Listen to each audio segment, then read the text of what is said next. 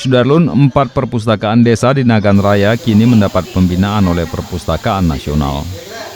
Pada 2019 lalu, perpustakaan ini mendapat bantuan komputer dari pemerintah pusat karena mewakili Aceh untuk tingkat nasional. Kabak Humas Pemkab Nagan Raya meninjau 2 dari 4 perpustakaan desa, yakni di Gampung Blangsapi dan Lung Baru. Direncanakan perpustakaan desa ini nantinya menjadi contoh untuk desa lain di Nagan Raya. Dari Sukamakmur, Rizwan, Serambion TV.